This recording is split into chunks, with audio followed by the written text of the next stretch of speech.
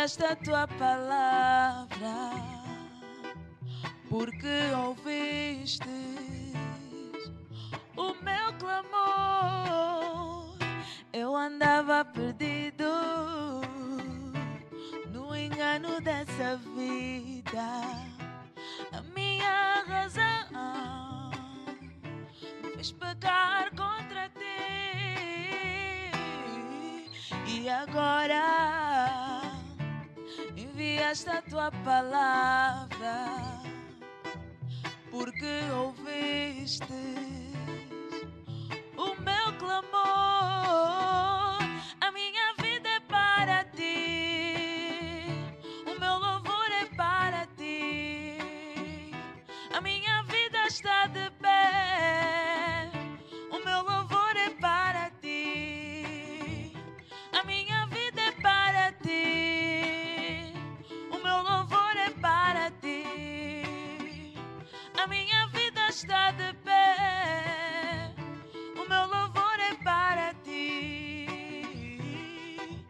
Meu irmão, dança só, celebra ressurreição. Meu irmão, pela fé, celebra a palavra. Meu irmão, dança só, celebra ressurreição. Meu irmão, pela fé, celebra a palavra. A minha vida é para ti, o meu louvor é para ti.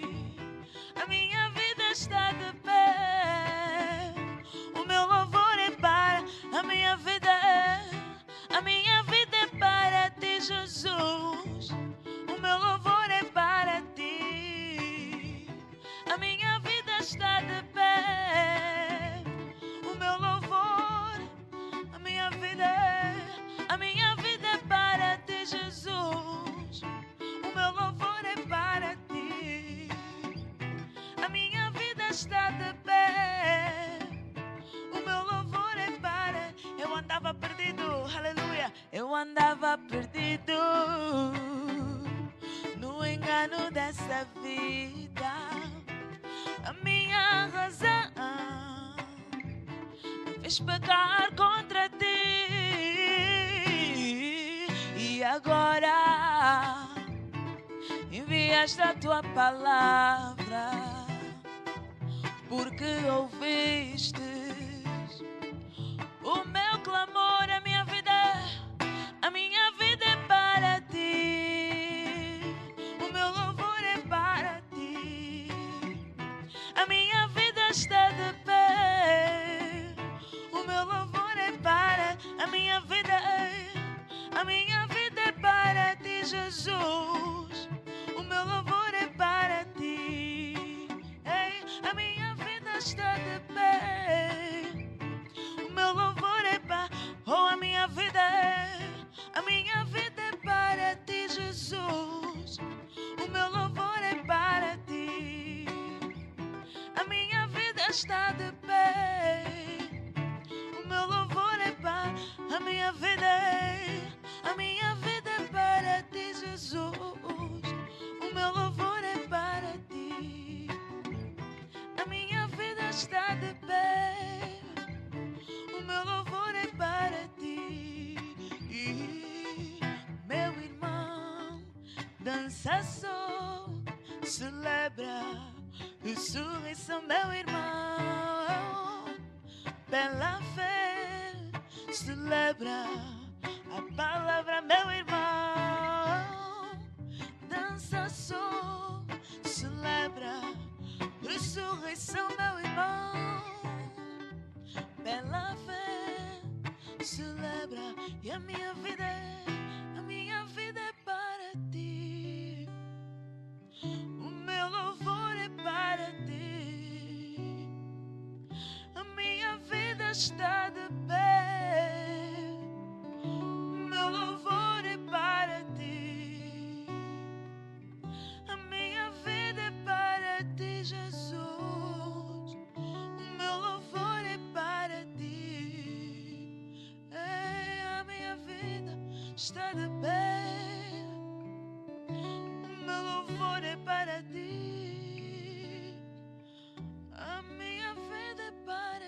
Jesus.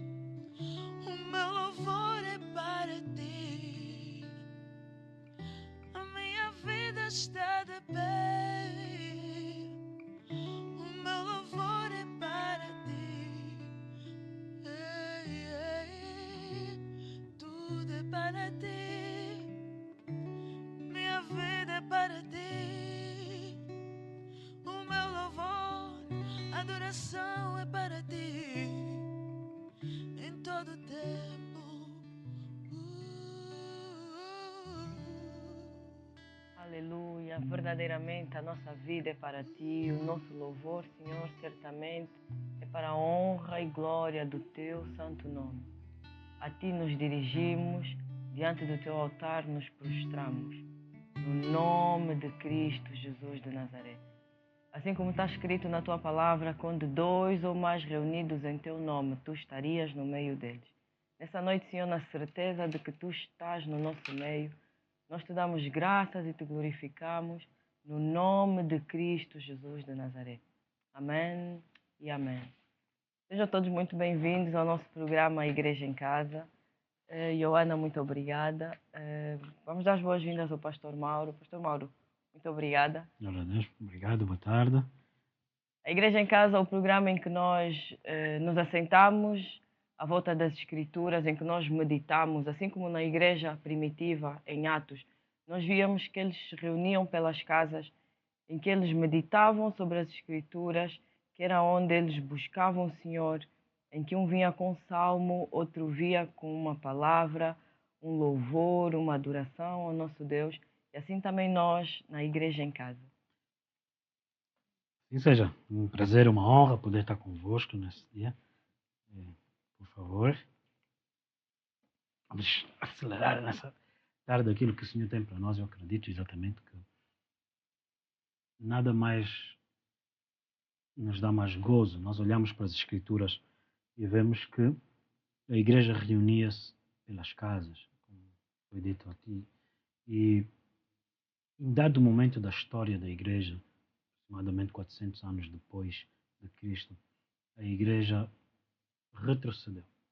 Digo retrocedeu no sentido de não avançar somente para conquistar os corações das nações, para Cristo, mas também retrocedeu para aquela ideia de que Deus habitava num templo e não nos corações, nos homens e nas mulheres que pelas casas eles se reuniam. Então que a minha, a tua casa seja um lugar onde Deus é exaltado, é glorificado. Hoje muitas pessoas dizem que Deus habita na minha casa, Deus habita ali, mas sem darmos conta de que essa casa somos nós e também, assim sendo, nós, aonde estamos nos nossos lugares de influência, era onde nós deveríamos levar o conhecimento de Cristo para sermos, como está escrito hoje, Gálatas 3, verso 8, em ti serão benditas todas as nações. Esta é a definição do Evangelho, que através de nós, nas nossas casas, aonde estivermos, somos o instrumento que Deus usa para abençoar as nações. Amém? Amém, Pastor Mauro. À medida que falava, trouxe-me algo à memória que na altura, a necessidade do entendimento de que esta casa somos nós. Isso foi muito notório na altura da pandemia, em que houve o confinamento, em que se viu as pessoas, a igreja debandada porque não tinha as 4 paredes de um templo. Realmente a necessidade de se perceber que esta casa somos nós, o templo do Espírito Santo. O mais triste é que, no meio das nossas dificuldades, muitas das vezes falhamos em compreender o que Deus está a fazer ou falar connosco ou ensinar-nos. Ou seja, após a pandemia voltamos para o mesmo conceito do templo. Porque achamos nós que estávamos somente assim, vamos dizer assim, que estávamos confinados. Mas a palavra de Deus não estava confinada. Então muitos de nós usamos isso como um recurso para aquele momento. Mas olhando para as Escrituras, foi a estratégia que Deus deu à igreja para que os apóstolos, com os discípulos, pudessem... É muito interessante isso. Atos capítulo 3 diz que na hora, perto da hora 9, eles foram dirigir-se para o templo para orar. Mas foram presos porque curaram alguém e eram impedidos de pregar ou anunciar Cristo no templo. E onde é que eles faziam? Pelas casas. Né?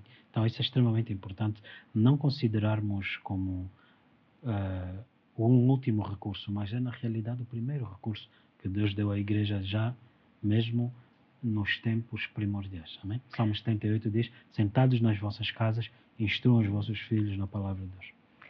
Ia pegar exatamente num ponto, ia fazer-lhe uma pergunta, pastor Mauro, relacionada a esse último ponto que referiu de ensinar os vossos filhos a palavra de Deus. Se poderíamos relacionar, e acredito que esteja completamente relacionado, a passagem que diz que pais ensinem aos vossos filhos o caminho do Senhor e não se desviarão dele, no sentido de que se ensinando, e na verdade não é se ensinando porque isso já se via na igreja primitiva que vinha de trás, as casas. Não vou dizer a cultura, mas o entendimento das casas, de como as casas fortalecem ou são a base. Acho que todos os problemas que temos hoje na sociedade fruto ou derivam de lares destruídos, sem alicerces. Nós não falamos somente da ausência de um pai, ausência de uma mãe, mas falamos mesmo da ausência da glória de Deus sobre a família. E é muito interessante porque o Velho Testamento tem início, cronologicamente falando, nós sabemos que o Velho Testamento não está em Gênesis, não está nos tempos de Abraão. Antes começa no Velho Testamento, a Velha Aliança, em Êxodo 12, onde Deus diz que sobre os umbrais e os batentes das vossas casas colocai o sangue do Cordeiro, sobre as vossas casas. Então a aliança de Deus começou em casa, para depois olharmos e vermos que Jesus, no Novo Testamento, curava, libertava e ensinava nas casas. E assim sendo, a Bíblia diz: ide por todo o mundo, e na casa onde entrastes. Então ele enviou-nos para as casas, e não naquela consciência, como até está escrito: a voz do meu servo não ouvirás ela nas ruas, mas nas casas. Muito importante entendermos esses conceitos das Escrituras. Amém. Certamente. Amém. Porque o principal ponto é o ministério de todos os santos. Quando nós olhamos para o templo, nós tínhamos a consciência do ministério sacerdotal, segundo a tribo de Levi, e todos os sacerdotes descendentes da tribo de Levi. E então depois a Bíblia diz que o ministério de Melquisedeque, ele deu dons, uns para apóstolos, profetas, pastores, mestres e evangelistas, com o objetivo do aperfeiçoamento dos santos, que pelas casas exerciam o seu ministério, como reis e sacerdotes. Reis que governam pela palavra na sua boca, sacerdotes que adoram o Senhor, louvam o nome dele como sacrifícios de lábios que confessam o nome do Senhor. Amém. Amém. Ainda pegando nesse ponto de nós sermos a casa, nós sermos o templo do Espírito Santo, trouxe-me a memória ainda ali em Atos, em que Pedro disse aquele que era coxo e disse-lhe: olha para mim, testificando então que o Senhor habitar em nós sermos o templo da habitação do Senhor, aqueles que olharem para nós, então serão curados, serão libertos também. Ao dizer isso, Joana, é muito interessante porque nos dias de hoje é quase tido como blasfémia. No tempo de Jesus, nós precisamos de entender isso. No tempo de Jesus, a acusação, o pecado de acusação contra Jesus era blasfémia, de que ele se fazia a si mesmo Deus, dizendo que ele era filho de Deus. Nos dias de hoje até dizemos que o cão é filho de Deus, banalizando o assunto.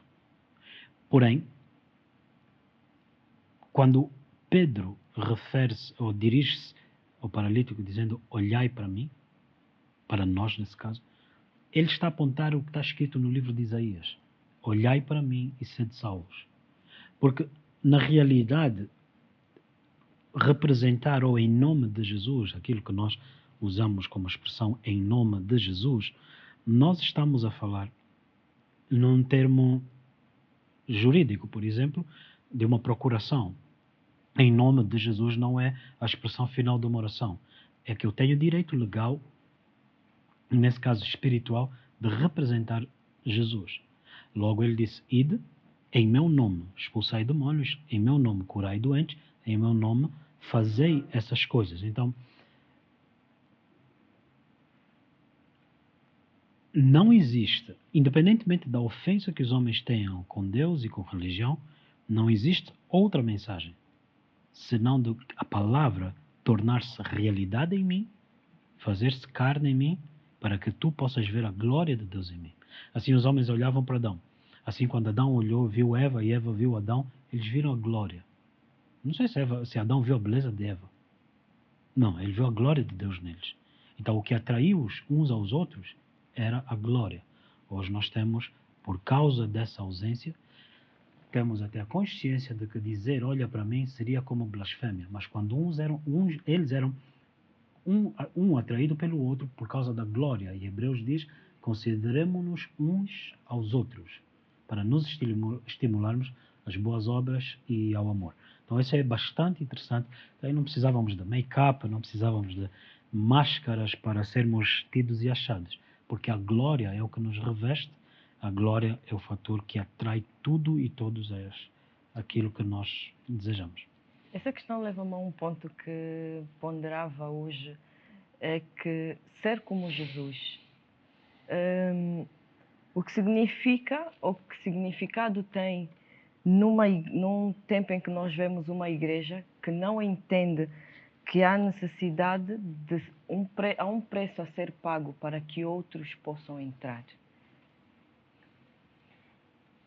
Olhando para as palavras de Jesus, nós vemos algo muito, muito interessante.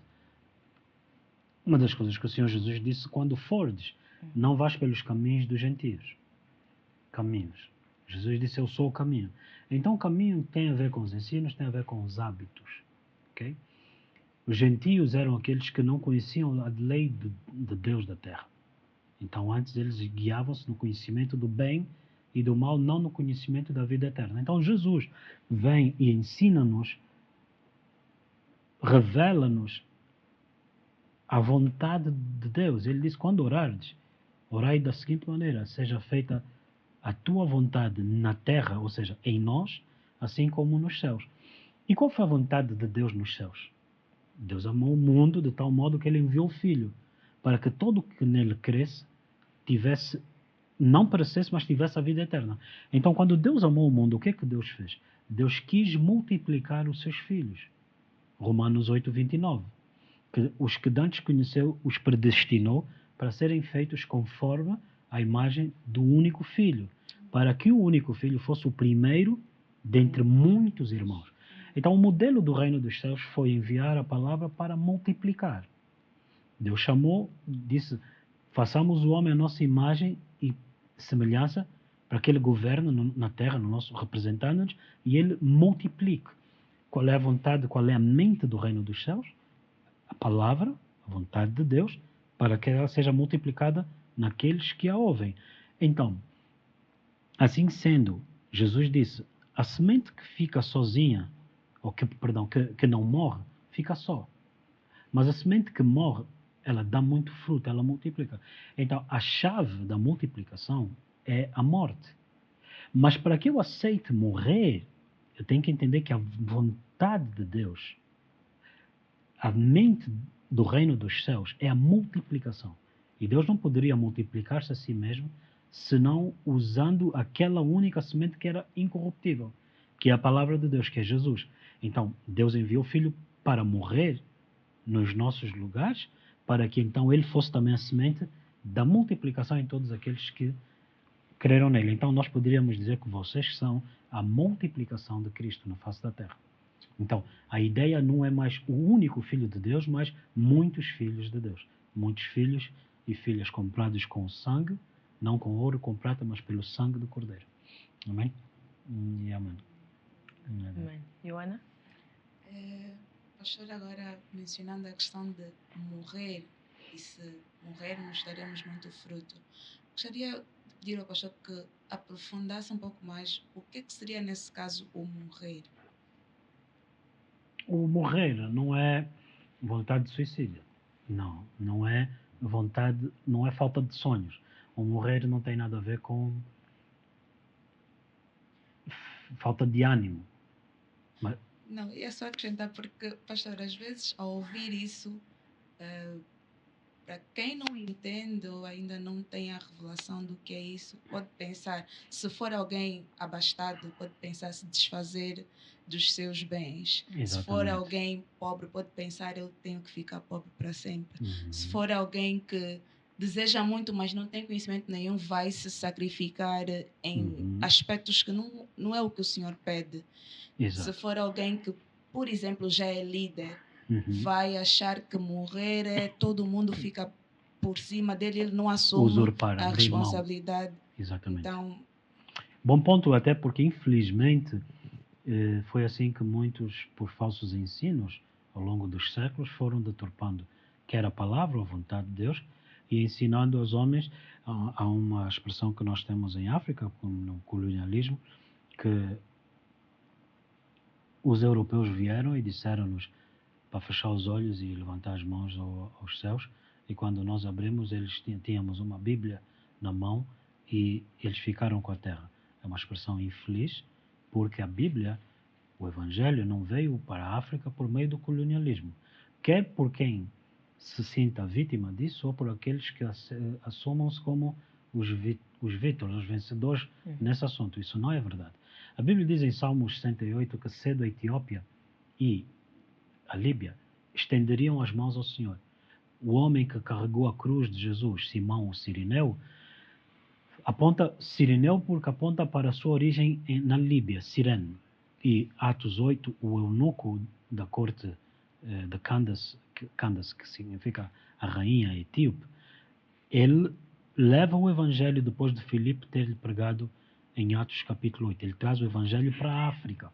E é necessário entender que naquele tempo e ao longo dos anos, os séculos, a Etiópia fazia fronteira com o Reino do Congo, e o Reino do Congo, que era massivo na sua dimensão em África, incluindo Angola e se calhar ainda mais outras partes, que tendo fronteiras e havia trocas comerciais, havia comunicação, o evangelho não veio, graças a Deus, por meio do colonialismo. O que veio por meio do colonialismo são outras realidades, não o Evangelho de Cristo. Então, assim sendo, o ponto todo é que muitas das vezes ataca-se a condição social, financeira das pessoas ao invés de se falar do amor de Cristo. Agora, muitos até alegam que é o amor ao dinheiro que eles estão a tentar combater. Mas parece que é mais de quem prega isso, que ama o dinheiro, que diz vocês têm que abrir mão e acabam eles por ficar com aquilo e que não tem nada a ver com o Evangelho. Negar-me a mim próprio. Joana mencionou sobre a questão de liderança. E se eu for um presidente ou um rei que aceitei Jesus, que significa negar-me a mim próprio? Seria renunciar ao cargo de liderança? Eu acho mais interessante. Por quê?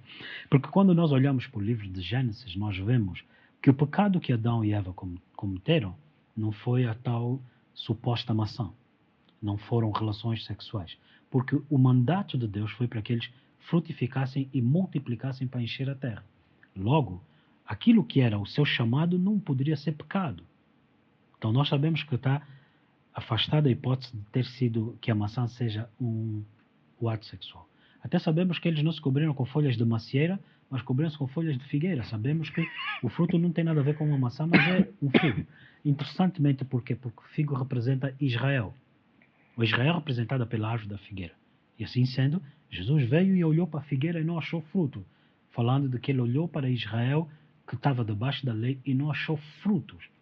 E João 15, nisto é glorificado o Pai, que dês muito fruto. Então Deus não tinha sido glorificado em Israel, porque não havia neles fruto. Mas, ele disse, vós estáis limpos, para que possas dar frutos. Pela palavra. Limpos para que possas dar frutos. Então, quando vemos o pecado de Adão e Eva, o que seria? O pecado é falhar o alvo. Então, qual foi o alvo que Deus determinou ao criar o homem? Façamos o homem a nossa imagem e semelhança para que ele domine.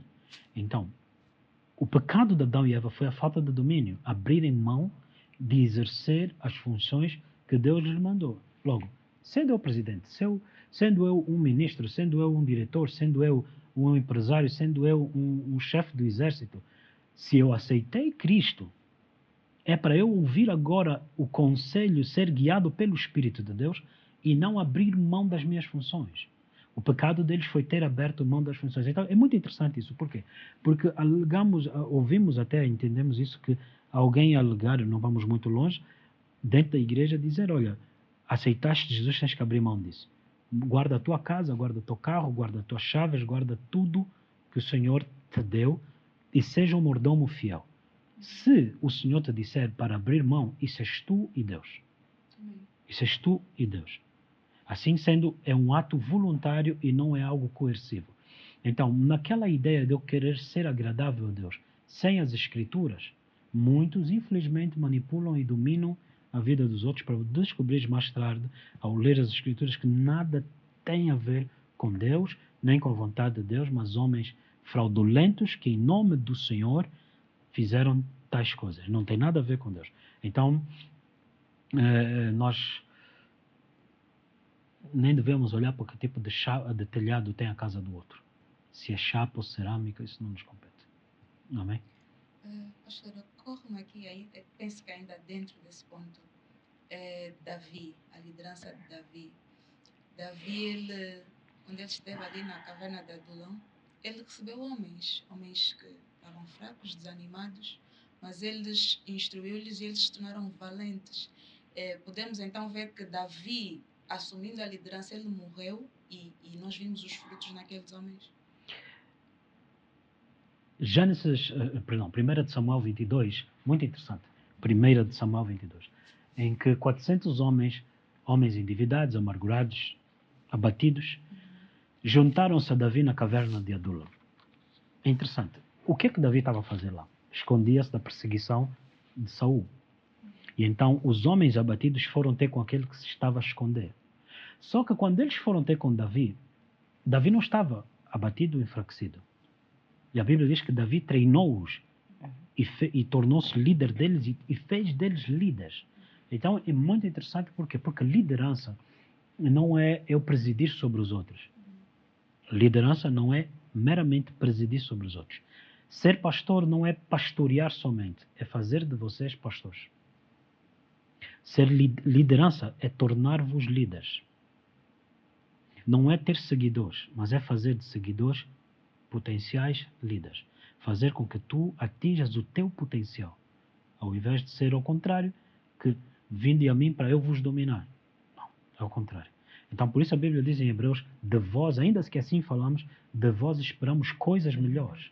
Então, a minha grande expectativa é que a multiplicação da minha vida se manifeste em ver em ti, Joana, em ver em ti, Catiana, o que eu vi em Jesus. Então, o que seria eu pastorear? O que seria eu liderar a igreja? Preparar-vos como a noiva de Cristo, preparar-vos como os líderes de Cristo, preparar-vos como os instrumentos que Deus possa usar. Esse aqui é o nosso chamado.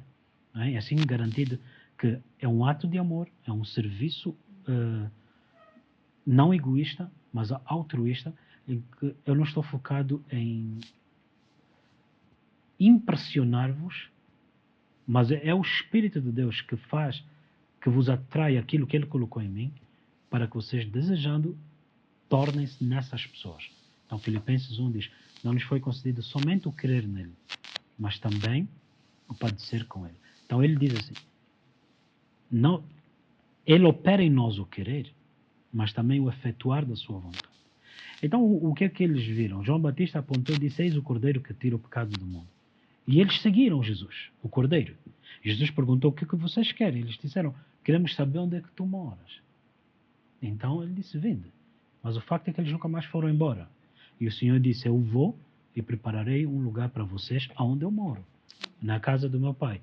Então veja o que é que Jesus fez. Veja qual é o ponto alto da mensagem da cruz. Que aquilo que vistes em Jesus é aquilo que tu serás. Aquilo que tu viste Jesus fazer, aquilo que viste Jesus ser, essa é a tua identidade. Amém? Amém. Nesse ponto, pastor, aquilo que viste é o que serás. Vem-me então à memória, pastora Catiana, a palavra que fala do profeta Elias, né? E Eliseu. Né? No caso, acho que o que a Joana quer referir é Eliseu e Geazi. Não, na realidade É o antes. Elias? Porque Ok. a Eliseu foi dito: se vires, é teu. Ok. Então, aquilo que ele viu, ele se tornou exatamente conforme era o líder dele. E ele fez as mesmas obras que o líder fez. Nós vemos como se quase a repetir, só muda o nome das pessoas, né? Então, acho que aqui esse ponto é muito, muito importante, muito interessante. Se nós virmos o que nós vimos, nós seremos.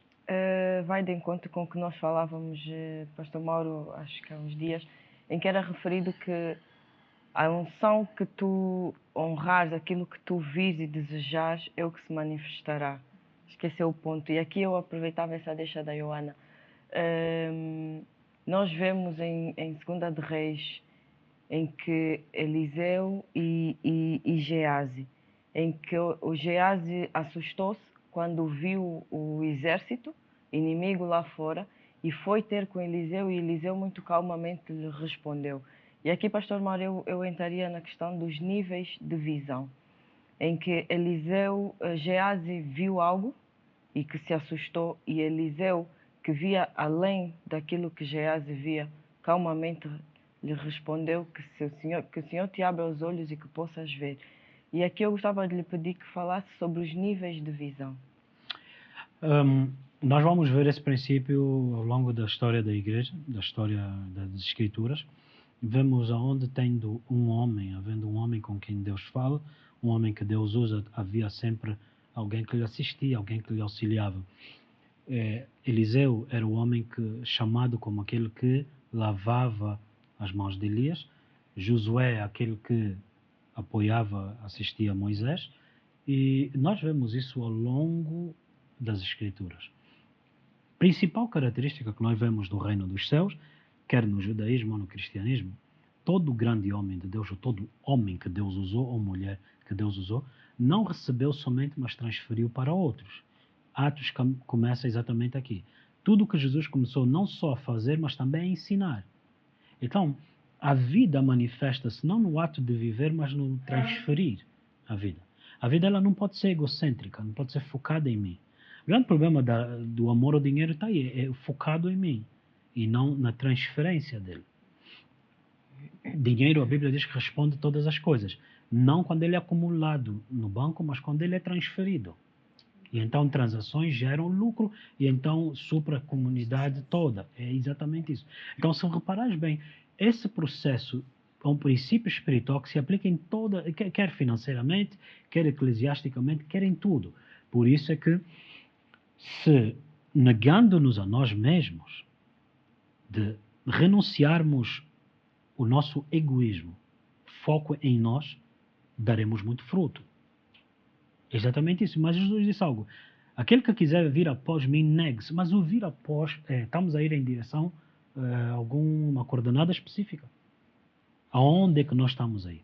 O que é que significa seguir Jesus? Okay? O que é que significa seguir Jesus? Aqui começamos a falar, ou debruçarmos-nos sobre a questão de níveis de visão. Nós estamos a ir, cantamos esse louvor, caminhando eu vou para Canaã. Será que nós estamos a ir para Canaã? Canaã onde é que é especificamente? Como é que nós podemos seguir Jesus? Aonde? Mas se não em agirmos conforme Jesus agiria. De pensarmos e fazermos conforme Jesus. Então é necessário entender que a salvação não é, como muitas das vezes nós nos focamos, o escape do inferno. Não. O inferno é consequência do pecado. É o salário, é o juízo final do pecado. A salvação era sermos restituídos ao propósito original de governar. Como é que Jesus governaria? Ele não poderia governar sozinho. Então o que é que ele fez? Façamos o homem à imagem e semelhança. Ele disse, multiplicai-vos. Porque na multiplicação nós estamos a multiplicar a glória de Deus. E era suposto isso, e essa é que é a essência. Então é muito interessante, porque se nós continuarmos a falar só neste capítulo, será que nós estamos a falar de algo religioso? Então nós começamos a entender que o amor ao próximo tem a ver com isso. Amai o próximo como a ti mesmo. Atendimento ao cliente prestação de serviços, governar, funções públicas, ensinar na escola, o enfermeiro que cuida nos primeiros socorros, é servir o próximo, é amar o próximo. E nisso é Deus glorificado. É só nós vermos quando as coisas falham, não se aponta o dedo ao governo, não se aponta o dedo ao homem. Quando o homem falha, pergunta-se se Deus existe, por que Deus não resolveu? Se Deus é amor, se Deus é todo-poderoso, por que Deus não impediu? A realidade está aí, que o meu ato de governo, o meu ato de liderança, o meu ato de existência não egocêntrica, mas uma existência altruísta, gera ou produz a glória para Deus. É necessário nós entendermos isso. Logo, quem é que está no ministério? Estamos todos. Quem é chamado para estar no ministério? Todos. Mas eu sou enfermeiro, como é que eu sou chamado para estar no ministério? É lá a tua esfera de influência.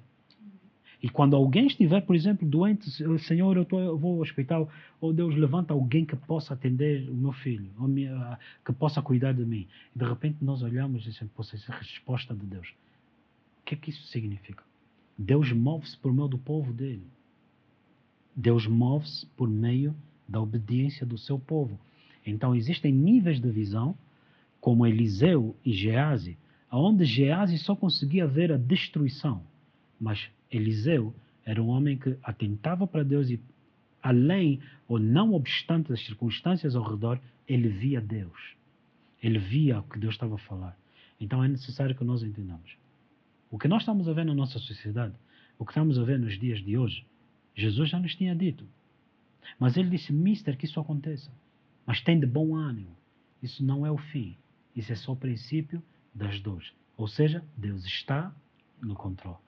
O que temos que fazer é continuar a seguir no caminho dele, ir após ele, e não após o meu caminho antigo, que era o meu pensamento segundo o conhecimento do bem e do mal. Mas é antes crer nele, para que ele me justifique, para que ele confirme a palavra que ele nos tem dado. Amém? Essa passagem de Eliseu e Geazi, podemos ver claramente que o Senhor ele quer-nos em níveis cada vez mais profundos, onde nós vamos ver aquilo que Ele mostra, aquilo que Ele quer fazer. A minha pergunta, pastor, era o que nos habilita a ter essa visão e a ver o que o Senhor está a fazer?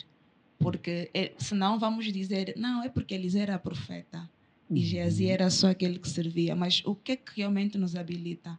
Amém? Precisamos entender que Eliseu também foi aquele que serviu Elias. E o facto dele estar a servir, o caráter dele foi moldado. Hábitos, princípios, disciplina, a honra foi moldada nele. E então Eliseu, a quem ele serviu, lhe disse, se vires quando o Senhor me levar, se não tirares os olhos do que Deus está a fazer em mim, porque é exatamente isso. Há pessoas que às vezes dizem, não, quando é que Deus vai fazer comigo? Talvez não vá fazer contigo agora, mas Ele está a fazer com alguém, e é essa pessoa onde tu deves olhar o que Deus está a fazer.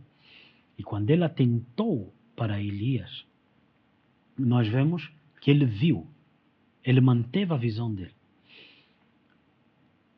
Como é que a nossa visão é ampliada? Natanael olhou para Jesus e disse, tu és o Filho de Deus. E Jesus disse, porque te disse isso, crês. Então, de hoje em diante, verás.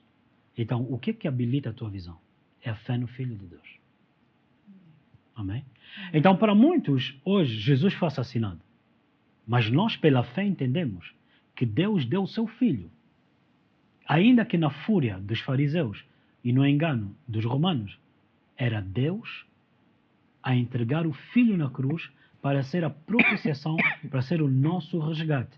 Então, o que é que dizes da situação? Esse princípio é desde o início do nosso governo. A Bíblia diz que quando Deus criou Adão e Eva, Deus trouxe os animais, trazia os animais para ver o que Adão diria deles. Então, assim sendo também, as situações, as diferentes realidades ou circunstâncias que nós vivemos, no final do dia a pergunta está a ser feita é, o que dizes disso? Podemos comentar a frustração e as nossas experiências ou comentar aquilo que ouvimos no conselho do Senhor. Então, Geazi viu a perseguição dos inimigos, Eliseu viu a proteção de Deus. Então, escolhe qual seja a tua visão. Amém? É necessário. Amém, pastor. Voltando aqui para um ponto que o pastor referia há bocado com relação à esfera de influência. Acho que é um ponto que pouco se fala ou entende. Nós vemos muitas das vezes pessoas frustradas dentro da igreja porque acham que não estão a fazer ou desejavam fazer isso ou aquilo para o Senhor. E aqui tem duas questões. Tem a questão de que muitas das vezes não é tempo ou o Senhor não chamou para fazer determinada coisa, porém a necessidade desse entendimento de que o Senhor te chamou para operar e agir no local onde Ele te pôs. E muitas das vezes nós vemos as pessoas não agirem ou não serem instrumentos do Senhor ali naquela esfera onde o Senhor lhe pôs para agir, exatamente por não entender essa questão. A vida do Senhor Jesus, ela é redentora. A vida do Senhor Jesus, sua infância, os seus ensinos, a morte e a sua ascensão e o derramar do Espírito Santo é a nossa escola. E aos 12 anos, Jesus foi procurado porque eles iam para casa, mas deram conta que Jesus não estava. E voltando, procuraram Jesus e o encontraram no meio dos mestres da lei, os anciãos. Um menino de 12 que todo mundo se admirava. Uau, olha a sabedoria que ele tem. E quando Jesus foi encontrado, ele disse, mas não sabeis vós que eu devia cuidar dos assuntos da casa do meu pai? É muito pertinente isso. É importante fazermos a obra de Deus, mas a obra de Deus tem o tempo e o momento e o local determinado. Ok? O que isso quer dizer? Não é uma almofada de conforto para quem não faz ou não quer fazer. Mas, quando Jesus lhe respondeu isso, foi-lhe dito que ele deveria ir para casa. E então, dos 12 aos 29, quase 30, Jesus desapareceu da cena. Não há informação. A única informação que nós temos não é este Jesus, o filho do carpinteiro. Ou seja, ele estava nessa escola. Jesus dedicou-se dos 12 aos 29, quase 30 antes de entrar no ministério, a ser instruído. Hebreus diz que, sendo filho, aprendeu obediência por meio daquilo que ele sofreu. Então, existe um tempo que somos chamados a aprender obediência para depois sermos introduzidos naquilo que é o teu chamado de ocupar um lugar de liderança. Então, o que é que nós temos nos dias de hoje? Uma precipitação. Ao invés de ocuparmos o nosso tempo e o momento que temos de ser instruídos, queremos ser já introduzidos quando não estamos prontos. Então, o pecado, a precipitação das coisas, muita coisa que as pessoas tropeçam, talvez fosse certo, mas no local e no momento errado. Okay? É necessário que você cresça em maturidade para discernir tempos e épocas. Existe um tempo para obedecer, existe um tempo para executar. Amém? Esse ponto do momento em que o Senhor está a trabalhar em nós, momento, tempos e épocas, acho que aqui a questão que eu colocaria é como é que nós discernimos que é o tempo, como é que, porque tem aquela passagem que diz que não passe, onde está na Bíblia, né? Que não passe de nós o tempo da tua visitação. Como vamos discernir que é o Senhor que está a visitar-nos? Amém. Amém. Na nossa comunhão com Deus, vamos olhar para Natanael. Jesus disse, eis um verdadeiro israelita a quem não há nada falso. Como? Por que Jesus disse isso? O que é que Jesus apontou? Qual era o critério que Jesus estava a usar para avaliar sinceridade ou falsidade em Natanael? Natanael não tinha lutas. Natanael não era teimoso. Não foi Natanael que disse, pode alguma coisa boa vir daí? Mas o que Natanael estava a fazer? Debaixo da figueira, onde Adão, ele procurava ou esperava no Senhor sobre a consolação de Israel. Qual era a consolação de Israel? Era a promessa de que Deus enviaria o Cristo e então também enviaria ou derramaria o seu Espírito sobre toda a carne, Ezequiel 36. E agora nós vemos algo muito interessante. disseram, achamos o Cristo, aquele que tu estás a buscar em oração. Porque todo homem que se estivesse a preparar para o ministério estaria debaixo da figueira, à espera ou buscando o Senhor na consolação de Israel. Então, quando você ouvir falar da consolação de Israel, é o mover ou derramar, o Deus ungir e enviar o Cristo e o Espírito de Cristo. Okay? Isso é muito importante. Então, Jesus não considera Natanael um homem íntegro, um homem sincero, um israelita sincero, sem falsidade, porque ele não tinha até mesmo duvidado se podia alguma coisa boa sair, mas porque o que lhe fazia estar a buscar a Deus era a palavra de Deus. Logo, a Bíblia diz, quando me buscares de todo o coração. Buscar de todo o coração tem a ver com buscá-lo, como diz a Bíblia em Gênesis 15. Abraão creu na palavra que Deus lhe deu e aquilo foi-lhe imputado como justiça. Então, nós temos que nos agarrar não sequer nas nossas falhas ou deixar as nossas falhas dizer que a gente não se agarra em Deus, mas na sinceridade do coração. Ele disse, buscai o reino. E à medida que eu buscar o reino e não as outras coisas, a minha visão é ampliada. O grande problema da cegueira, nesse caso, Hebreus 3 diz, não haja em vós um coração descrente, mau e descrente. O que seria um coração mau? Lucas 1,17. João Batista veio preparar um povo bem disposto. Um povo que era mau e rebelde, para agora um povo bem disposto, que esperava na consolação de Deus. Então, muitos dizem, não, nós já oramos, mas Deus não nos respondeu. A verdade é que nós deveríamos estar a buscar a face de Deus para que Ele cumprisse a palavra dele. Jesus disse, não a nós, não a nossa vontade, mas a tua vontade.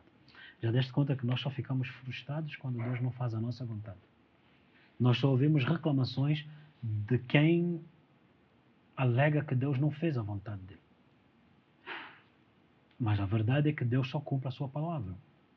E esse é que é o ponto central das Escrituras. Amém. Glória a Deus. Amém. Pastor, trouxe-me à memória uma pergunta que o pastor fez-me há um mês e meio, mais ou menos, em que eu partilhava algo consigo e o pastor disse, ok, tu oraste para que assim fosse. E se não tivesses orado e tivesse sido o Senhor a fazer isto? E isso levou-me a ponderar e pensar diante de Deus como teria eu reagido. Porém, acho que esse ponto é realmente um ponto muito importante, que o Senhor só responde à sua palavra e não aquilo que nós achamos ou esperamos e deduzimos que seja. Mas o saber esperar nele e confiar unicamente na palavra dele, acho que esse é que é realmente aqui a questão. Que é como se fizesse um clique, no sentido de não é o que eu acho ou espero, mas unicamente aquilo que ele declarou e o que é a palavra dele. Quando eles acreditaram, quando ele esperou em Jesus, Jesus disse, agora, porque crestes, verás janelas dos céus abertos. Não é para que a gente se confine dentro da igreja ou religiosamente eu não cheiro, não toco, não provo. Muitas pessoas dizem, não, eu já não faço isso. Muitas pessoas dizem, eu já não vou ali. Mas o que é que fazes? Então muitos contentam-se porque não cheiraram. E vamos voltar para a questão da maçã. Muitos dizem, graças a Deus, eu não peco na área sexual. Ok, glória a Deus, boa coisa para ti. Mas governas? Tu crês? Porque a gente governa pela fé. Tu crês ao ponto de que janelas dos céus se abram sobre a tua vida. E é exatamente esse ponto que nós temos que entender. Nós não somos chamados a cessar de viver. Somos chamados a negar-nos a nós mesmos para que Gálatas 2:20 se cumpra na nossa vida. Eu já estou crucificado. Não sou mais eu. A vida que vocês vivem em mim, vivo baseado na fé do Filho de Deus. Não sou mais eu, mas é Cristo em mim. E é exatamente esse ponto que a gente deve honrar, celebrar, buscar e aprender. E eu quero aconselhar-vos a também entender isso. A terem paciência com vocês mesmos. Em que sentido? paciência em entender que Deus ainda está a trabalhar em ti. E essa paciência exige duas coisas. Não é só compreensão, mas conhecimento. Compreensão no sentido de não sejas muito duro contra ti mesmo, senão serás contra os outros, mas a paciência em termos de conhecimento no sentido de que é necessário entenderes que Deus está ainda a revelar-te coisas, ainda não te revelou tudo. Tua visão talvez ainda não seja como Eliseu. Continua a servir, continua a ser instruído para que a tua visão seja ampliada. O que hoje aprendes, amanhã será como um fundamento para poderes ver mais longe. O que amanhã vais aprender vai contribuir para que a tua visão seja ampliada. Então, o que o Senhor está a fazer comigo hoje é preparar-me para aquele nível que eu preciso de entrar. Então, tenha paciência contigo, tenha compreensão também nesse sentido. Não seja muito duro, não te condenes. Antes, creia que tu és uma obra que Deus está a fazer. Muitas das vezes, isso para vos ajudar a entender, muitas das vezes que eu fui diante do Senhor, isso, Senhor, aquilo, eu ainda não estou a lidar bem com isso. O Senhor me dizia, eu ouço até hoje o Senhor me dizer, eu ainda estou a trabalhar em ti. Amém? Então tenha paciência, saiba esperar e confiar no amor dele, ainda que tu tenhas consciência das tuas lutas, tenha a maior consciência de que ele te ama, que ele está a trabalhar em ti, para que você atinja, como está escrito em Efésios, a estatura completa de Cristo. Amém e amém. Glória a Deus. Amém. Eu te busco, te procuro, oh Deus. Em silêncio tu estás. Ei, eu te busco, toda hora espero por ti. Revela-te a mim. Conhecer-te eu quero mais. Senhor, te buscamos, aleluia. Eu te busco, te procuro, ó Deus. Aleluia, adoremos a Ele, aleluia. Buscamos ao Senhor. Eu te busco, toda hora espero por ti. Revela-te a mim, conhecer-te eu quero mais. Senhor, te quero ouvir tua voz. Senhor, te quero mais. Quero tocar-te, tua face eu quero ver. Senhor, te quero mais. Prosseguindo para o alvo eu vou, aleluia. A coroa conquistar, eu vou lutando,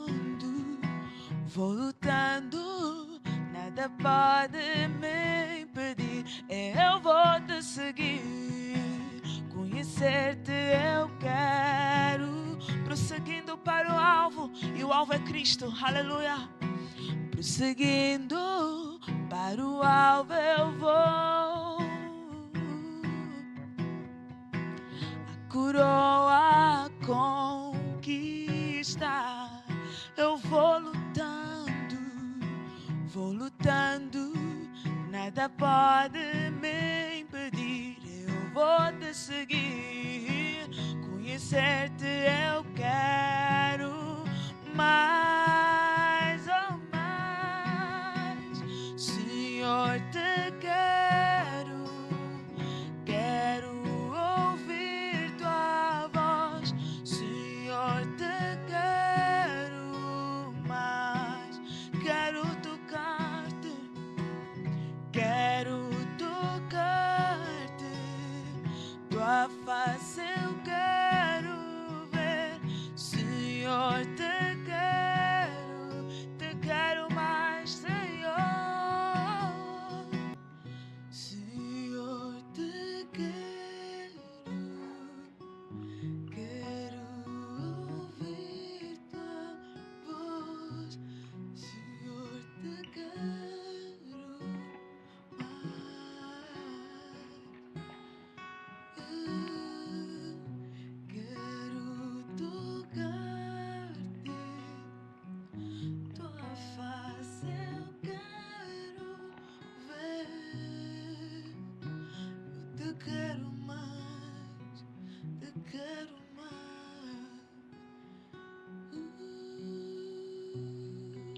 Aleluia. Nessa tarde nós te louvamos e te agradecemos, Senhor. Porque o Senhor está a trabalhar em nós e fazer de nós homens e mulheres aptos para ocuparmos os nossos lugares na Tua presença. E assim sermos frutíferos para que Tu, ó Deus, sejas glorificado nos frutos que nós damos. Pai, obrigado pela palavra, obrigado pelo Teu Espírito, a oportunidade que é, ó Deus, fazermos parte de um tempo como esse. Nós sermos a Tua igreja, no nome de Jesus, Pai. Amém e amém. Muito obrigada, Pastor Mauro e Joana. Faça espaço na sua agenda, seja participante. Não perca o nosso programa às 18 horas. Palavra de Deus na minha boca. Assim como está escrito, há espaço para mais um. Aleluia. Amém. Senhor, te quero ouvir tua voz, eu te quero mais.